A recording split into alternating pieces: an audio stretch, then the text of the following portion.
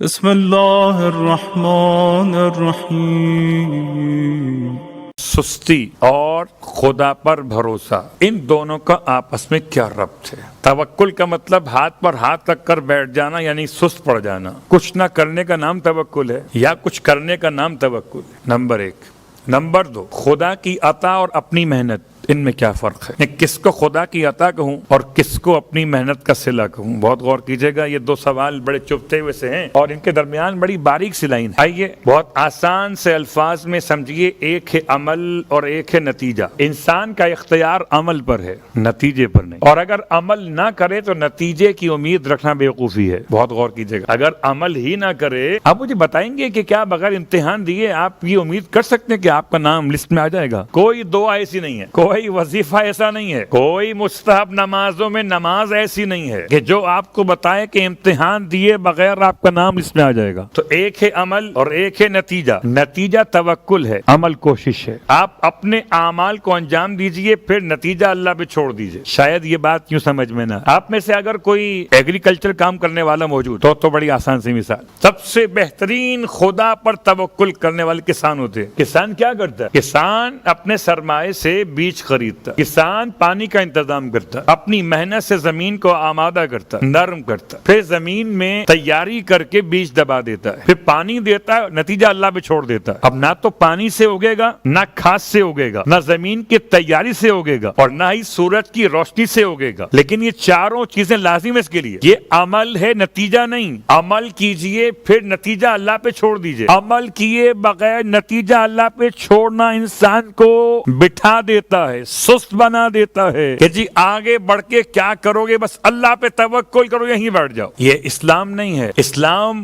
Movement سکھاتا ہے، اسلام متحرک بناتا ہے، اسلام جامد نہیں کرتا۔ اسلام میں کوئی چھٹی کا تصور نہیں ہے، اور آپ بھی بات جانتے ہیں، چھٹی نہ تو کھانے کی ہو سکتی ہے نہ پینے کی ہو سکتی ہے، اور اگر آسان کہوں تو کیا سانس لینے کی چھٹی ہو سکتی ہے؟ تو توکل کا مطلب اللہ پہ بھروسہ کرنا۔ اور یہ بات سمجھانے کے لیے شاید ایک نہیں کئی مرتبہ علماء آپ سے کہہ چکے، میں ایک طالب علم کہ امام صادق علیہ السلام کی بارگاہ مقدس میں اللہم صلی اللہ علیہ وسلم ایک آنے والے شخص سے امام نے سوال کیا کہ تم سواری پر آئے ہو، کیسے آئے؟ خلاصہ کر رہا ہوں، کیا سواری پر آئے ہو؟ سواری کہاں پر ہے؟ امام کو اتنا خیال ہے جیسے آپ کو خیال ہوتا ہے کہ جو آپ سے ملے فلیٹ پر آیا، آپ اس سے پوچھتے ہیں بھائی پارکنگ کہاں کی ہم نے گاڑی؟ امام نے سوال کیا اونٹ کہاں پارک کیا؟ کہتا ویسے ہی چھوڑ دیا، اللہ بھروسے آپ سے ملنے آئے ہوں نا۔ اگر کوئی زمانے کے امام سے ملنے بھی جائے تب بھی امام نے اسے سستی کی اجازت نہیں دی، ایک کوتاہی ہے۔ آپ فرماتے ہیں چور بھی تو اللہ کے بھروسے پر نکلتے ہیں، اور اسی لیے چوری کے مسائل میں ایک مسئلہ موجود ہے کہ اگر انسان مال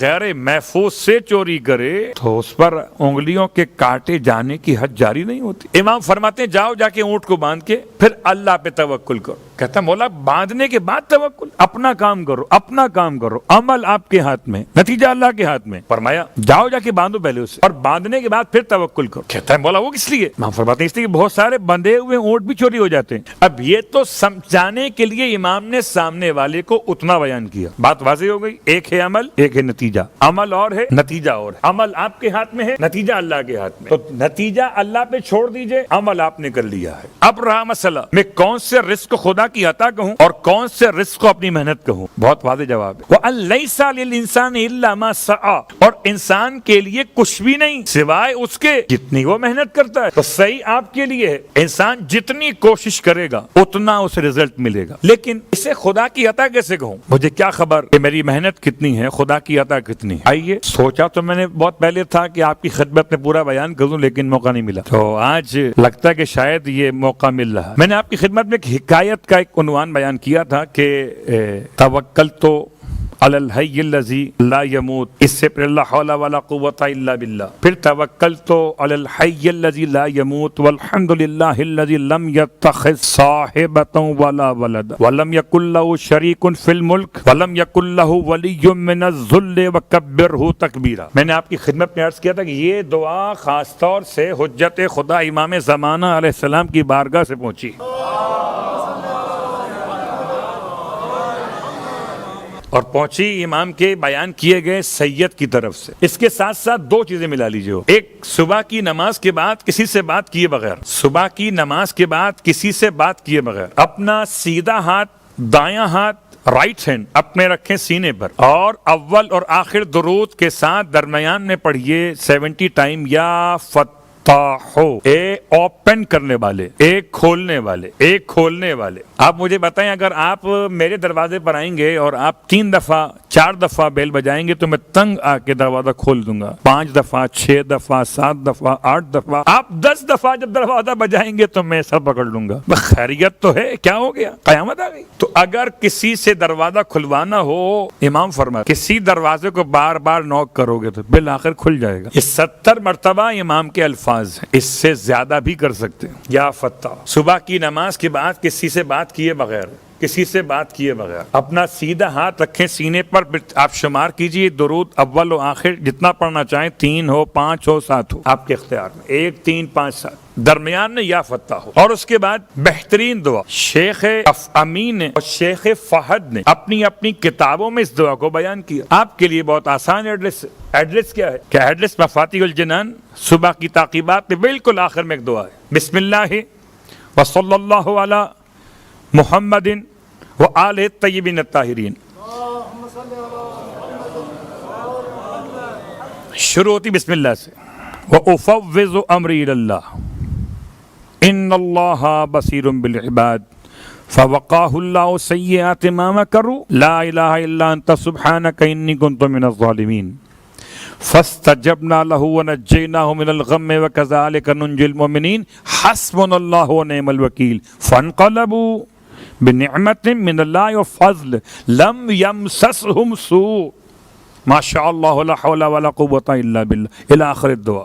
یہ پوری دعا اگر ابھی پڑھنے بیٹھ جاؤں تو ٹائم بہت لگ جائے گا، اس میں آخر تک بہترین کلمات، ما شاء اللہ لا ما شاء الناس، ما شاء اللہ وان کرہ الناس، حسبی الرب من المربوبین، حسبی الخالق من المخلوقین، حسبی الرازق من المرزوقین، حسبی اللہ رب العالمین، حسبی من ہوا حسبی، حسبی من لم یزل حسبی، حسبی من کانا مسکن تو لم یزل حسبی، حسبی اللہ لا الہ الا هو علیہ توکلت وہو رب العرش العظیم۔ روز پڑھنا ہے، ایک دن نہیں۔